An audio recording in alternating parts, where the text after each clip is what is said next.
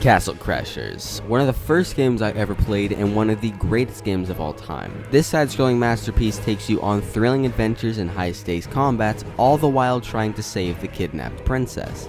The game is very simple and effective, as the story is very basic, but is handled very well. Although it was released in 2008, August 27th, which is very interesting because that's kind of a weird mix between me and my brother's birthday, it is still played today. It has been remastered by different companies, and it is still, the music at least, still used today in many different sources, memes, all kinds of different stuff. But why? This was one of the first games that set Behemoth Studios off as a really, really good company. One of the first games. But why? What makes this game great? In this video, I hope to answer just that. If I sound a little weird, I just got my braces done, so yeah. So for this section, I'm going to be going over a very simple and basic overview. It's basically a side-scrolling game, because in the rest of the video, I'm going to be going over some of the facts, and I just want to make sure that you guys understand how the game works and what kind of game it is. So it's a side-scrolling game. Basically, if you want to play a level, you had a world map, you select a series, you select one of these maps that have been designed and made on this world map. You're able to go into that, you're able to fight, shop, do whatever the heck you're gonna do, and that's basically how the game works. Once the level is done, you're back to the world map, and then you choose your next action. You do not need to go to the next level. You can go back a level. You can play the same level. There are different moves and different actions. See, combat is a little interesting. You have like a heavy attack and you have a light attack. One's faster than the other, obviously. And you have different abilities. Side-scrolling, you got different swords, weapons that you can buy from this frog place. I don't know, it's kind of weird. But with that out of the way, you should understand a very basic way of how this game works, hopefully. I'm going to be moving on now. There's a list of characters that you can play from, I think 4 when you start out, the 4 different characters. The colors are red, orange, green, and blue. Blue is the best, just play him, don't question it. So, from these different characters, they each have different abilities and different colors, obviously. Different abilities, like orange is fire, red is electricity, green is poison, and blue is ice. Just play blue.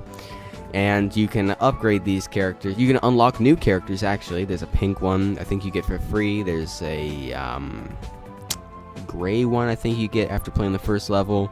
And then I think if you play Battle Block Theater, which is another game made by Behemoth Studios, you get Hattie Haddington from that character. I'm going to make a video on what makes that game great, so be ready for that one because it's seriously an amazing game.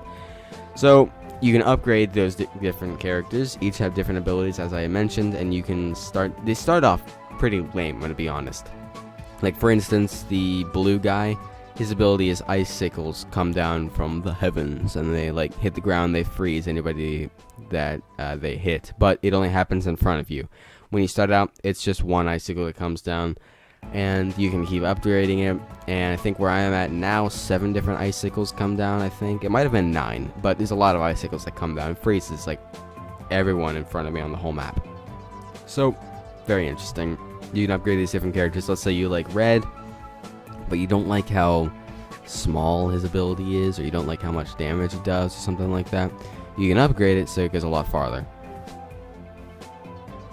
The style of game, it's very interesting. It is a very goofy game. It's cartoony, stuff like that. It's not very goofy, but it's a goofy game. It's more of a kid-friendly game. It's Behemoth Studios. That's really it. It's Behemoth Studios. So, unlike Pit People, where it has like a little more of a darker story, and the world isn't as light and as colorful as this one. This one's all about war and there's blood and stuff like that, but it's still a kid's game. You got like little lines of dialogue. I don't think you have any lines of dialogue, actually.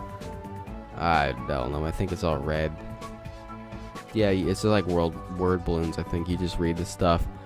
Whatever it is, it's a more kid-friendly game. The art style, the animation, it all adds to it. The enemies are goofy too, and one of the bosses is how do I put this? Some troll thing, but once you get to half health, it pulls out a can of soda, it drinks it, and then it burps its way across the map.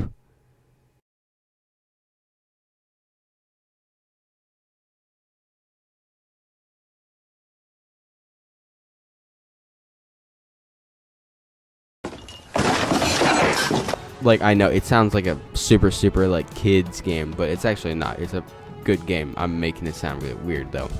So the style of game, it's goofy, it's cartoony, it's more of a kid-friendly game, stuff like that. It's very colorful too.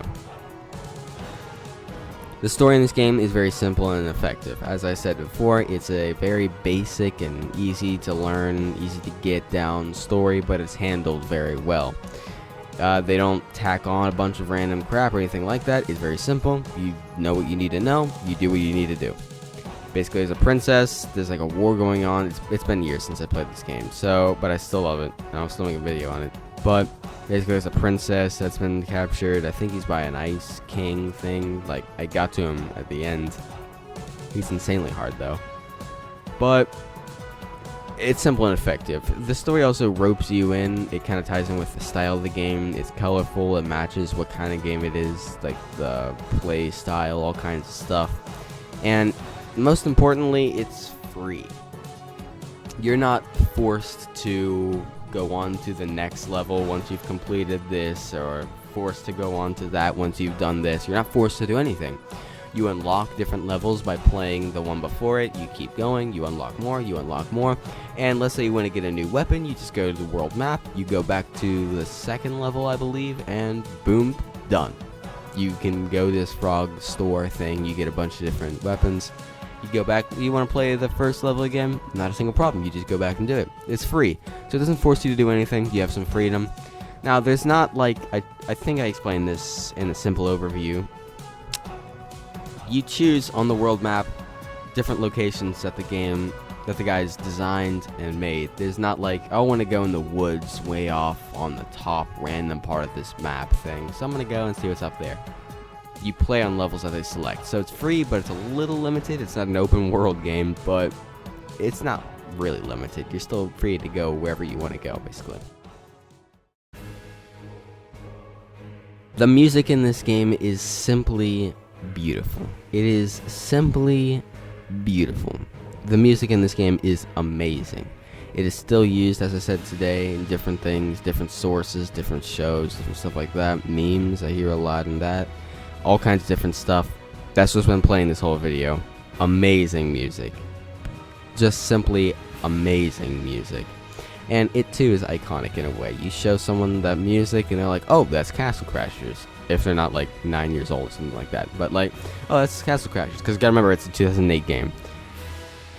It's Castle Crashers. Everybody knows it. So what do you think of Castle Crashers? It might be a 2008 game, but it's definitely worth the playthrough. It was recently remastered for the Xbox One. I don't know about PlayStation 4 or whatever was out at the time. PlayStation 4, yeah. I don't know about Nintendo or any of those, but I assume that they're on that in some form. So it's out there if you want to check it out. If you have any suggestions for future videos, please feel absolutely free to go down in the comment section below and give your thoughts. I hope you have a great day, and remember, life is short. Play great games.